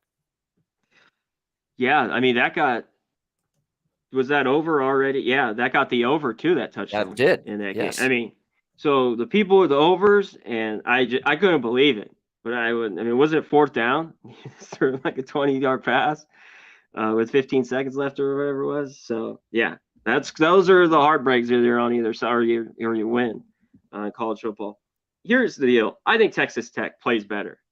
And, 5 interceptions or whatever they had. I don't even know what it was last week. They did not play well. Where's Baylor? And it was I think it's just too many points, though.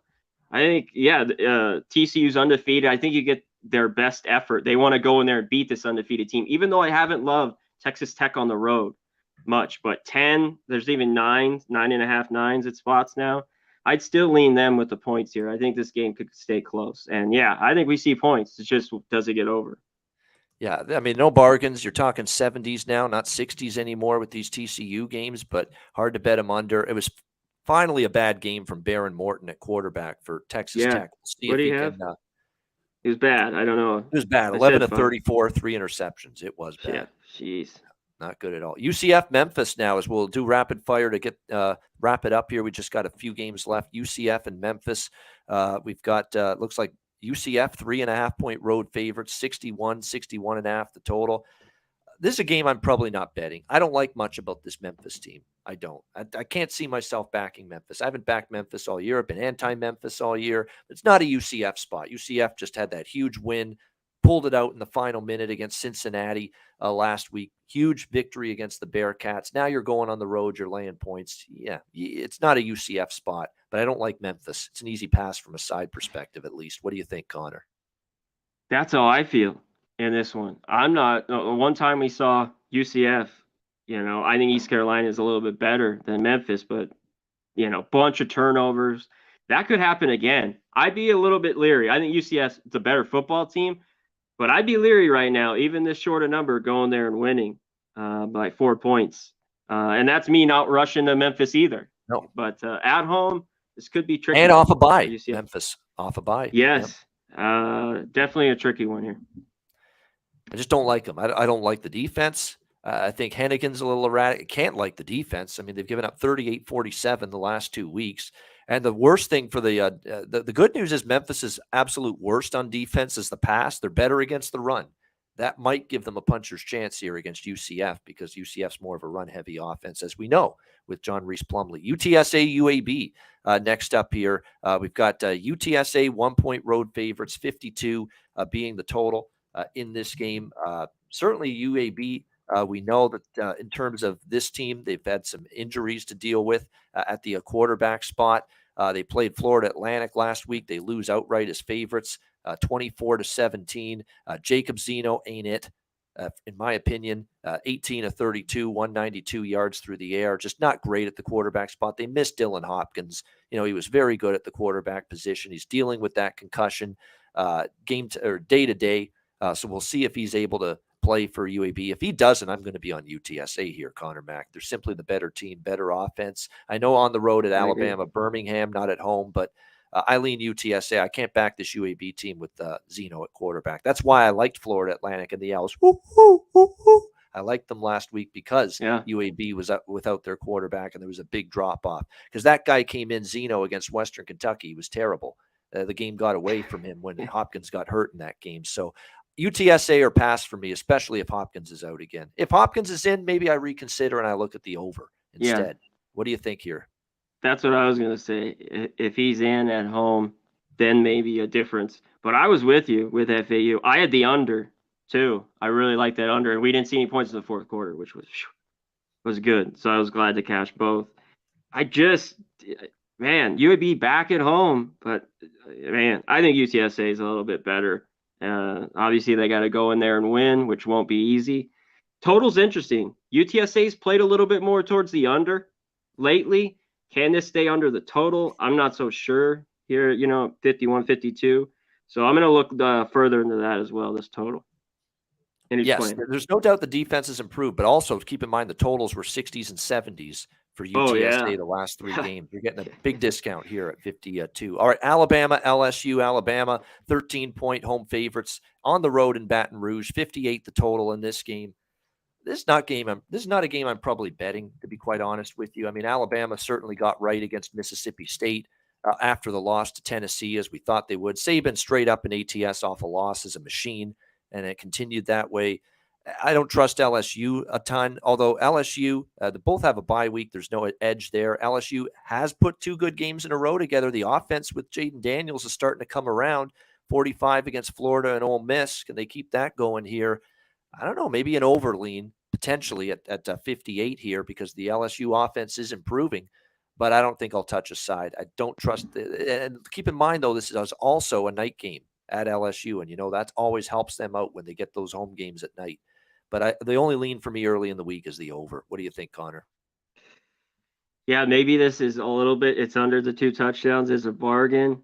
You got to want that. Alabama, though, has not been good on the road lately. And it's not that I love LSU, but home here, I wish I was catching more over the 2 touchdowns. I think they could hang around in this game. Alabama jumped right back, like we mentioned. They all own Mississippi State, but the defense looked good. Everything looked good. I just don't know. Will it be easy? Will Bama just go in there and win by 3 touchdowns? Oh, of course. Yeah. But I don't know. I think this league could be leery going on the road here. I'd watch out laying the 2 touchdowns. It's funny. LSU has been covering in Tuscaloosa in recent years, and Alabama's been covering in Baton Rouge in recent years. The road team has actually dominated. I saw that last night. In recent head-to-head meetings. We'll see if that continues. I'm very torn on the side. So when it's that way, you pass the game. That's what I'm doing, at least from a side perspective. All right, final game for hitting the books this week, Clemson, Notre Dame. We've got Clemson here, 4-point road favorites, 48 the total in this game. Look, Clemson survived Syracuse a couple weeks ago. It wasn't pretty, but they found a way to win. They're off a bye week. Notre Dame off the win against Syracuse, 41-24. They also, both teams off wins against Syracuse, but Clemson's off a bye. And Notre Dame beat them last week, 41-24. I think the number's cheap on Clemson, honestly. I think they're more than just a little bit better than Notre Dame. At this number, it would be Clemson or pass for me. Off a bye week, extra time to prepare. Notre Dame took advantage of a Syracuse team that lost their quarterback, had some injuries mounting, coming off the heartbreak of their first loss against Clemson. A lot of things were in Notre Dame's favor last week. I think Clemson's short here, being underpriced in this game. I could only look at the Tigers. What do you think here, Connor? I find this game pretty fascinating. Notre Dame, so good on the road. They go into Syracuse, win. Now they're back here at home. Well, they're not laying anything here. They're a dog. So I find it interesting. Can they move the ball on Clemson? This defense that sometimes can just clamp up. They did in the second half versus Syracuse. I think Notre Dame's got a shot here. It seems like Clemson always beats them, though. They've had some close games. Clemson's blown them out, whether it's the playoffs a few years ago. This would be a big win if Notre Dame could get this one at home. I mean, so it's tough for me. I get your point, though. You think it's short, and I don't blame you. With Clemson, they just go in there and win by a touchdown. So, yeah, I can't wait to look at this one more all week, this game. If you buy into road versus home, Clemson on the road this year, believe it or not, 4-0 straight up, 3-1 against the spread, and all their victories by 6 points or more. Notre Dame at home, 0-4 against the spread at Notre Dame Stadium in South Bend. They haven't covered a point spread at home this year, Notre Dame. Think about it. They didn't cover against UNLV. They lost to Marshall. They didn't cover against Cal. And Drew Pine is erratic. Well, some drives he looks great. Some drives he looks terrible. That's the way it is with the offense. But we'll see how they fare against Clemson. I just think Clemson's more than a little bit better than Notre Dame. We'll see if that's the case Saturday night. I believe it is Saturday night. Yes, in South Bend. Yep, Saturday night game, NBC for that one. All right, great stuff. That's hitting the books for this week. Conor Mac and I, great breakdown of the college football card. It certainly gets us better prepared, ready to bet these games later in the week. Hit the like button. We appreciate it. We'll wrap things up in just a second with final words after we hear from Southtown 101 and Manscaped.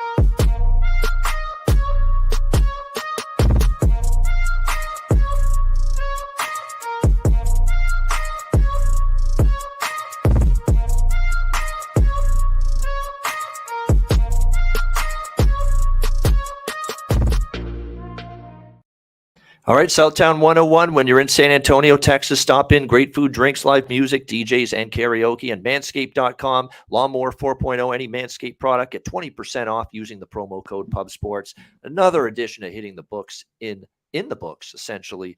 Great stuff. Conor Mac, final words. As always, I love doing these shows on Monday.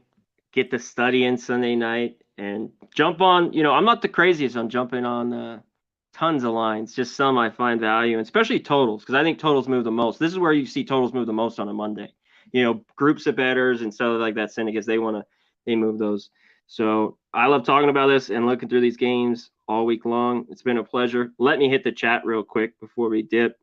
To Polo, Rod Cape, Andrew Carr, Don Play, Ron Crawford, good to see you in the green. Shout out to my guy. Get the membership, $4.99, 18 cents a day.